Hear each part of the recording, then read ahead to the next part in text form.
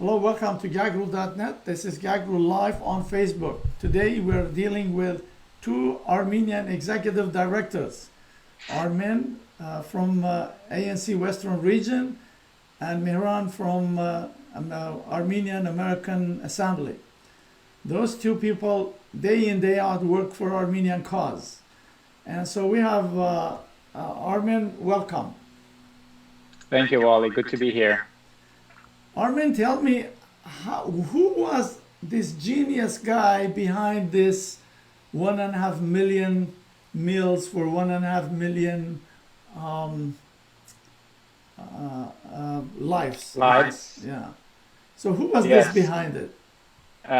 It was a collective decision, Wally, in discussions amongst the Armenian Genocide Commemoration Committee and in conjunction with UIA and UACLA.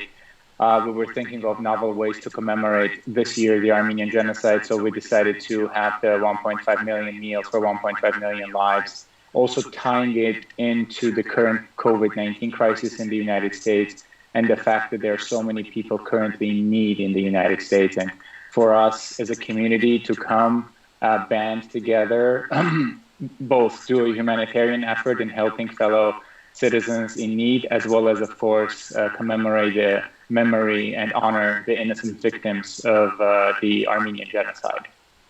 So let's bring Mihr in for a second. Hi Mihr, how are you? Hi Wally. Good morning. Good morning. Well, you must be enjoying your backyard there someplace. Yes, it's nice here in Southern California, as you can attest, Wally. Yeah, I'm wearing first time short sleeve, I'm enjoying it. Very So nice. I didn't put the tie on, sorry about that. Mihr, how many of those meals they've been delivered? So as of this morning, over 4.7 million meals, 4,700,000, and people are still donating this morning. It's such a great feeling to get up every morning and see where the count is. This is something that is paying it forward. Our community's paying it forward. We remember with fondness the humanitarian response, the largest ever humanitarian response since America's Reconstruction era was between 1915 and 1930, when through an act of Congress, mandated by Congress, Near East Relief provided over $116 million in aid to Armenians, Assyrians, Greeks, and others who survived the genocide committed by the Ottoman Turks.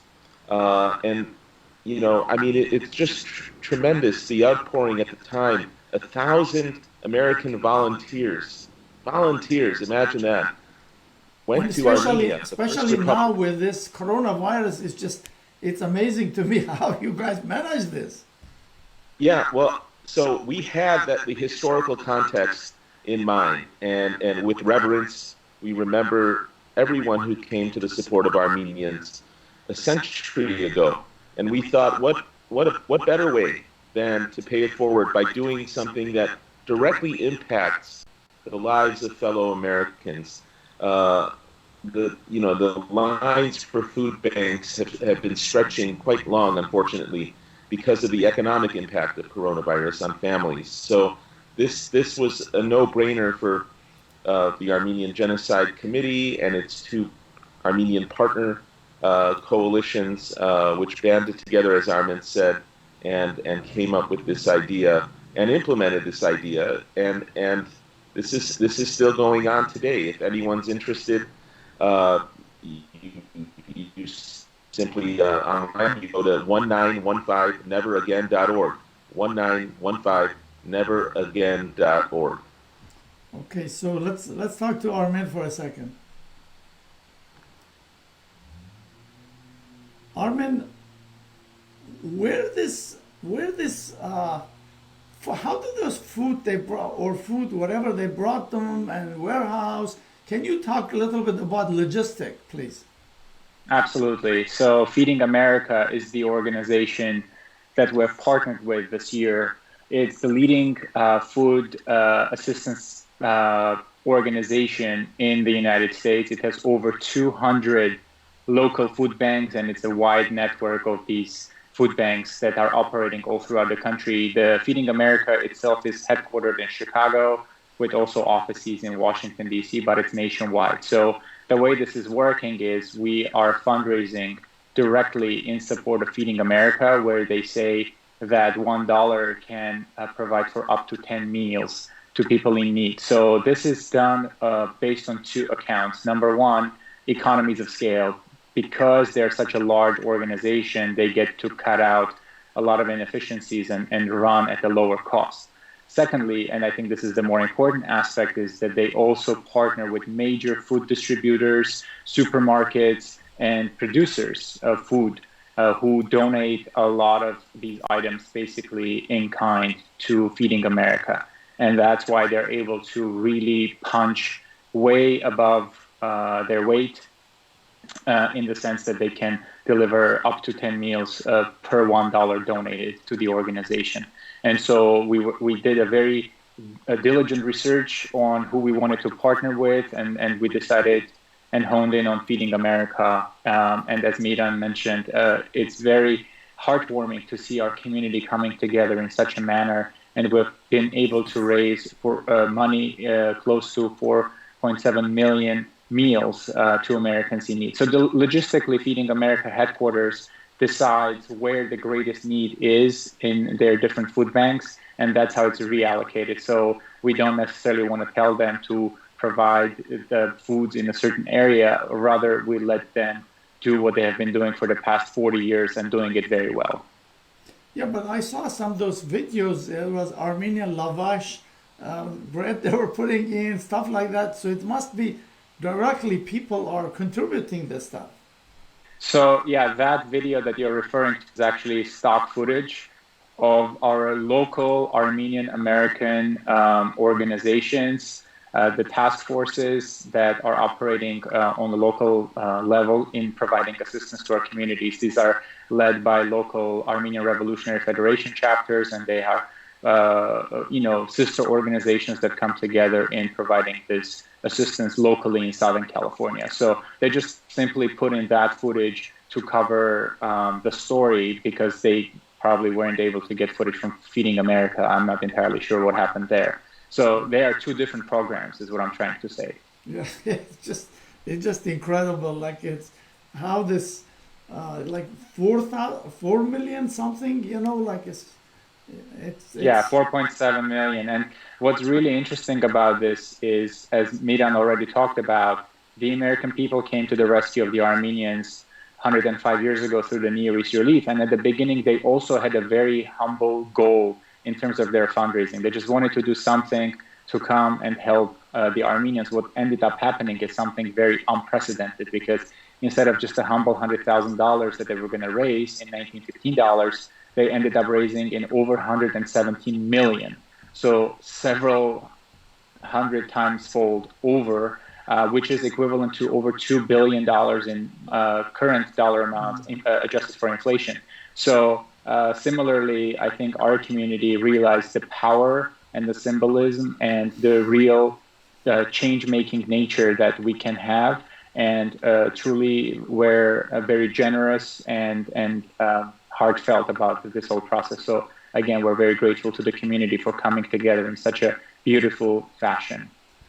Let's bring Mihran back again, if it's okay.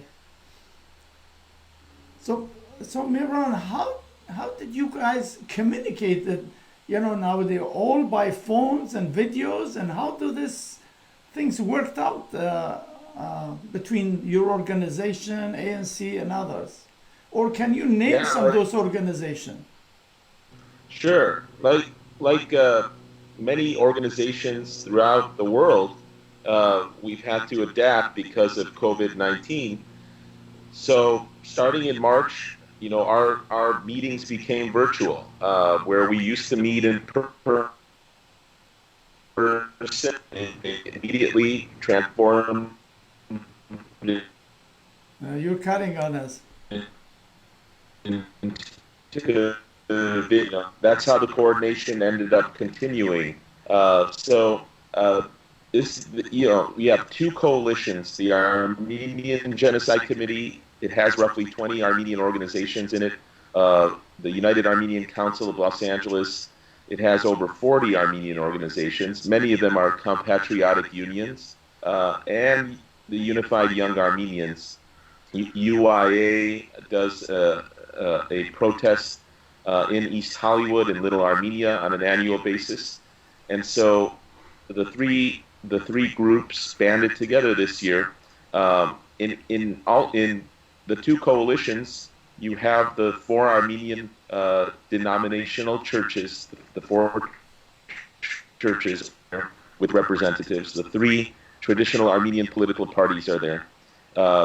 The advocacy organizations are there. The relief organizations are there. The educational and benevolent organizations are there. Cultural organizations and athletic organizations are involved in it. So it's a very wide variety of organizations and influencers in our community that are part of the Armenian Genocide Committee Coalition and also part of this united and coordinated effort to raise awareness about the Armenian Genocide. Something that we used to do by holding a march and rally in front of the Turkish consulate on an annual basis. The same march and rally which augured over 166,000 marchers in 2015 during the centennial anniversary of the Armenian Genocide. That was the second largest march in the city of Los Angeles' history after a Vietnam-era war protest march. So these are truly amazing feats that our community here has been able to accomplish, and the latest, the fundraiser with Feeding America, which I must say our committee is also grateful to the Tony Robbins Foundation for matching every dollar for dollar. So every dollar raised through this campaign was matched very generously by the Tony Robbins Foundation, and hence we are currently at the 4.7 million plus meal mark. So it's been a truly humbling and amazing experience this entire week. It started just over a week ago. Yeah. Two Fridays ago. It's amazing accomplishment. I give you guys all credit for this. This is probably was much stronger than even marching, because this has some value to it, something, but it was great. And this critical time with this home sheltering and social distancing and all that stuff, and you accomplished this, it was amazing. Never mind the food, but just doing it in this difficult time, it was just amazing. I should also add that midway this past week, two Armenian genocide coalitions on the East Coast joined our efforts as well. So the Armenian Intercommunal Committee of Philadelphia became part of the effort. Excuse me, and they contributed to the fundraiser as well. They gave a very generous contribution to the fundraiser. In addition to that group, the Massachusetts Armenian Genocide Committee also joined this effort, and that committee in Massachusetts will be having billboards relative to the Armenian Genocide. Okay, so let's bring Armen back. Mihr is sort of cutting on us. Armen? Yeah. Okay. All right, Armen, thanks. Well, I guess Mihr has some problem with his connectivity. So a little bit politics here. It's amazing, like things like this, when Armenians get together, they do it. But when it comes to host country politics, somehow they are very divided, like they either left or right. And now when we publish, say, Biden says he will recognize Armenian genocide, but we all got disappointed always. They always say, but they never do it. So what is your take on Biden saying that he will do? Will he do it? Well, I think for Vice President Biden, it's too little, too late to make that statement. I think it's also very tone deaf to the community. We've really come a long way, especially since the near unanimous passage of the Armenian Genocide reaffirmation resolutions in the Senate and the House of Representatives. So the U.S. is already on the record as a nation in reaffirming its strong history and position on the Armenian Genocide. And I always say reaffirmation because just the fact that the American people came to the rescue of the Armenians 105 years ago, and the American diplomats and missionaries were so instrumental in documenting and providing all the historical evidence for the historians and others to go out and actually prove how systematic this genocide was, not only, by the way, against the Armenians, but also the Greeks and the Assyrians and other indigenous Christian minorities in the Ottoman Turkish Empire. And so it is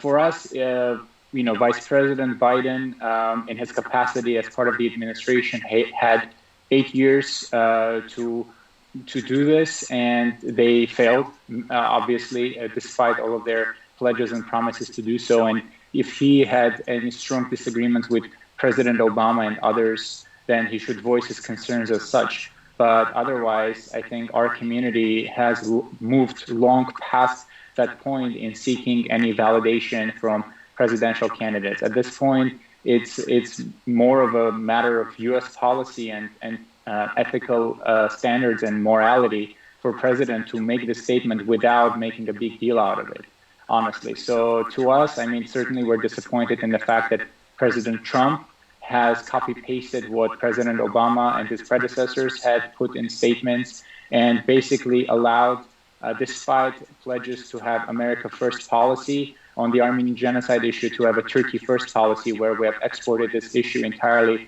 to Ankara and have allowed a dictator who is abusing human rights day in and day out and breaking the international law and norms and standards on a daily basis to dictate the American foreign policy, especially on issues related to human rights, genocide, and prevention in the future. So, I mean, what I'm trying to say is, we're disappointed with both sides. At the same time, we do need Armenians active on both sides of the aisle as well as in the middle, because we're only stronger as a community when we have Armenians active all across the board.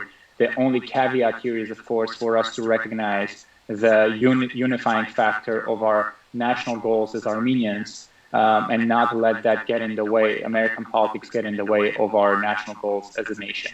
But people are, of course, free to have their own political views. I certainly respect that and even encourage that. We are only stronger through diversity and through diversifying our network and connections as a community. But we cannot let that then divide us as Armenians. Yes, that's true.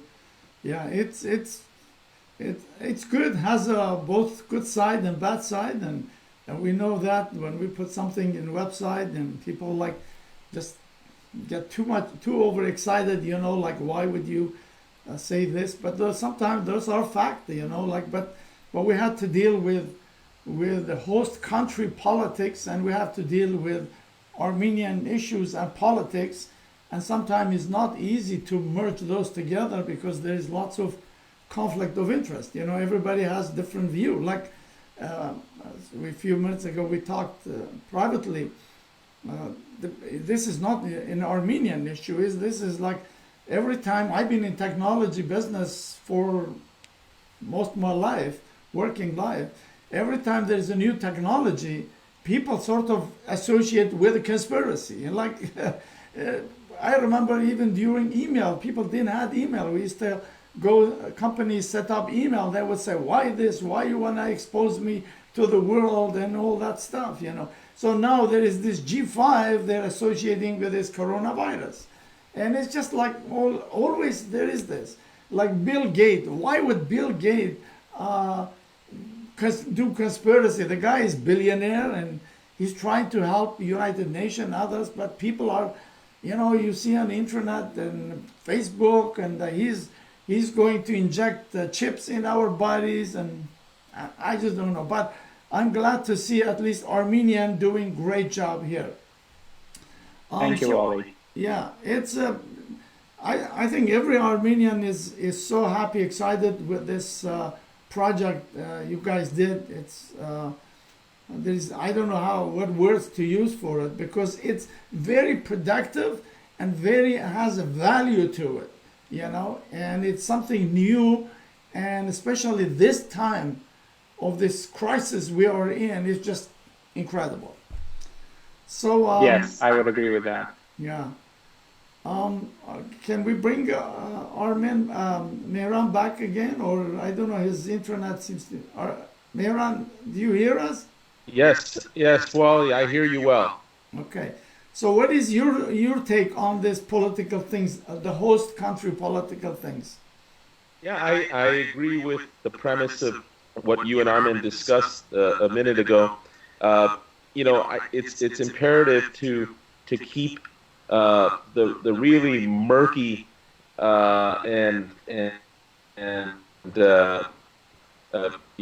sense of American politics as we see it today. Keep in parts of independent parties, with libertarian parties, whatever one's ideology is, they should be active if they choose to be active. But at the same time, we should do everything possible to prevent the polarization from entering our community. Meaning, American society, which is at its nadir right now, it's at one of its lowest points. We shouldn't allow that into the discourse of the Armenian American community, because we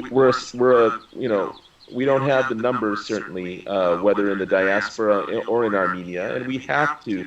It's imperative to stay unified as much as possible as a nation. It's imperative to stay unified for the sake of Armenia and Artsak's security and well-being. So I'm very, very disappointed with the Trump administration's statement, where they fall short of recognizing the Armenian genocide as a genocide, which both chambers of Congress certainly did last year in an unequivocal way, in a bipartisan manner. Both the House of Representatives on October 29th and the Senate on December 12th unequivocally recognized the Armenian genocide as a genocide. It's unfortunate that the president's statement, the Trump administration statement, falls short of that and fosters continued denial by the Turkish government and denial by other countries which seek to stoke further flames between Armenians and Turks. There's no place for denial. There's no place to perpetuate such whitewashing of actual factual history. Yes. I'm just here, like when Trump first was running, I really thought, because he had no ideology, he didn't care about Republican or Democrat, and at that time I said, if Armenian will support this guy, the reason at that time I was saying it, because Trump has ego. He didn't run for the government because money or this and that. He has this ego he wants to be. And so this is why, for example, if you look right now in this crisis, say Maryland governor is a Republican. When he went behind Trump, brought those test things, Trump was angry and upset on him. But yet in California, this Californian governor, he was very nice to Trump, and he schmoozed to Trump, but Trump always said something good about it. So Trump it does things. He doesn't care like what is right or wrong. He will do it. But I think now is too late, probably supporting Trump or not supporting, because even if he get elected, he's gonna be lame duck president, And so I don't know, like it was. This year would have been the ideal. This year would have been the ideal year, coming on the immediate heels of both the House of Representatives and the Senate, overwhelmingly recognizing the Armenian genocide as a genocide. They could not have set it up much better for the administration to do its part. But it's too late now. It's too late, and we'll see what happens in November. They certainly missed the mark. It was very easy for him to do it because he said, "Hey, look, Congress 100% supported," and so it would been very easy for him to do it, and very easy for any president to say these things. But obviously, they didn't want to do it. They didn't do it. So we don't have direct evidence of what his motivations are, and I don't think it's even a worthy exercise to look into what anything could motivate President Trump, because I think that's a futile exercise. But what we do know is the fact that there are Trump towers in Turkey, right? And that these towers are lucrative, financially lucrative.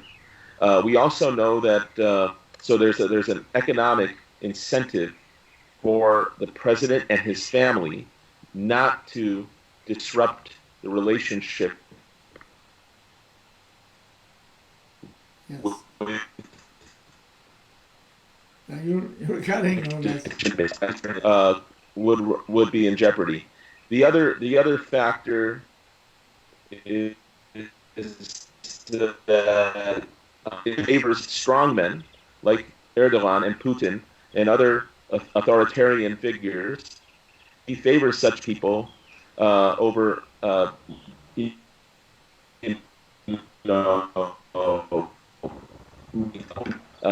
open society and liberal leaders, especially in Europe. So that's very clear. Yes. Let's. Motivation very hard to tell. Yeah. Let's bring Armen back. Your your internet is problematic, just like we have in here. So now I see both of you. Armen, can you turn your video? Oh, okay. All right. So Armen, do you have anything else to say? Because we talked about all that stuff, and I'll let you say sure. last word, and then we'll go to. The only thing to add here, I guess, is that obviously, given the recent passage of the resolutions in U.S. Congress, the resolutions are calling for three things specifically. Number one is the continuous recognition and commemoration of the Armenian Genocide, which we intend to do for the sake of keeping the memory alive and honoring the innocent victims. Secondly, it's the disassociation of the United States government from denial of the Armenian Genocide or any other genocide. So we need to really keep up on that and keep the fire alive and ensure that there's no place for denial of the Armenian Genocide, both by the government and by any individual or organization. And thirdly, it is the encouragement of public education of the Armenian Genocide all throughout the United States. So I think these three areas especially are charting the course for our work in the future. Primarily, I want to emphasize the importance of education because while, say, even 10, 15 years ago, you would have a significantly larger number of people who would say they've never heard of the Armenian Genocide, through the work of educators and social media influencers and other individuals, we've been able to really raise the level of awareness. Now, the next challenge for us is to ensure that the Armenian Genocide is properly taught in schools and universities all throughout the nation. I think we've made a lot of progress in the years past, but there is a lot more ahead of us. Once you have an educated population in America and throughout the world that understand not only the historical significance, but the importance of justice for the genocide for the humanity to move forward, especially as it relates to the Near East and the South Caucasus region, that's when we're going to have the breakthrough. We need to keep the pressure up on the United States government, but especially on the Turkish government.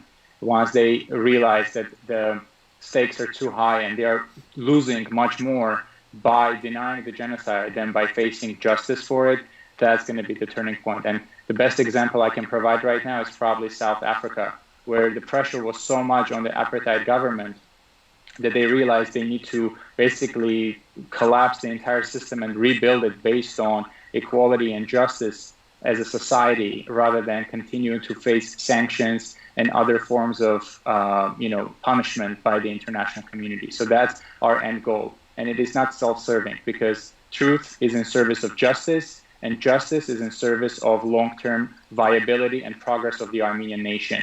Armenia and Artsakh can never be secure while they have a unrepentant Turkish government that is still aggressive towards Armenia and Artsakh. Same thing goes for Azerbaijan. We need to make sure that these guys face truth and especially justice for this crime. And that's when we, I think, can have a much more peaceful and prosperous homeland where all of us can live side by side. For 100 years, our nation has carried the burden of genocide and the consequences of the genocide as victims. It is time for the perpetrator to be shouldering the consequences as well. People say, it's been 105 years, why do you care? We care exactly because for 105 years, we as the victim nation, so to say, have been carrying all the consequences, while Turkey has gone unscathed. So that's our challenge for the future. We need justice, we need reparations, we need restitution for our nation, and I think that's going to be the direction that we're going to be working on, and hitting it from very different angles while being very strategic and methodological about the whole thing. My last question is, since this was a very successful project, and since the Arabs, they really did lots for Armenians too. When these things happened, they opened their doors and fed the Armenians, and same as what the Americans did. Is it some project like that could be done to the Arab people? Maybe someday in next April 24. Any suggestion? Any idea? I mean, that's certainly something for us to consider. We've certainly enjoyed close relations with the Arab American community as an Armenian American community, and of course our longstanding communities in Syria and Lebanon and elsewhere have been, I think, fairly well regarded in their host countries and communities. So this is certainly something to consider, but of course we as a nation are very thankful to everyone, including the Arabs that opened their countries and their homes and their societies to the refugees of the Armenian Genocide, providing them with a refuge and an opportunity to restart their lives and develop them in a manner as to keep their national identity and whatnot. So we're certainly thankful to everyone that came to our nation's rescue 105 years ago. And of course, any opportunity we have that we deem appropriate to express our thanks and gratitude yet again, that's certainly something for us to consider. Armen, thank you very much, and stay there, don't go away, because after that I want to talk. But let's bring a same question to Mihran. Your thought, Mihran, your thought about, since this project was so successful, and we all know all the Arabs, they did the same thing to Armenian. They opened their doors and hosted all Armenian, and Armenians, they become very successful in Arab countries and until even today. Should we do something like this to them? Yeah, I agree with Armen that the outpouring of innate support by various tribes, by the Hashemite, for example, would issue edicts, whereby the Armenian minority, throughout Syria and Lebanon and the region would be under the protection of the Hashemite family. That was very clear. That came from the late King Hussein's grandfather. Yes. And so Armenians are grateful to Arab tribes and the people from throughout the Middle East for taking them for taking in the survivors and allowing them to have a new lease on life. I should say that Armenia has sent sappers. These are people who are specialists in demining, Yes. and they have experience in demining in Artsakh. They've sent sappers to the region in and near Aleppo to assist international demining effort in Aleppo, and they've also sent medical personnel as well. This is a manifestation of Armenia's and Armenians, their thankfulness, parcel of the Syrian people. In Syria, the people in Syria, present-day Syria, they were so welcoming.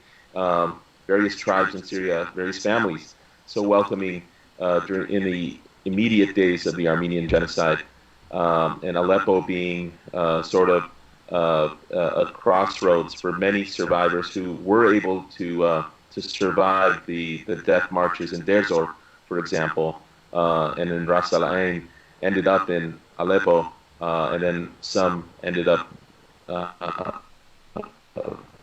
migrating further west from Aleppo, and further south as well to other parts of the Middle East.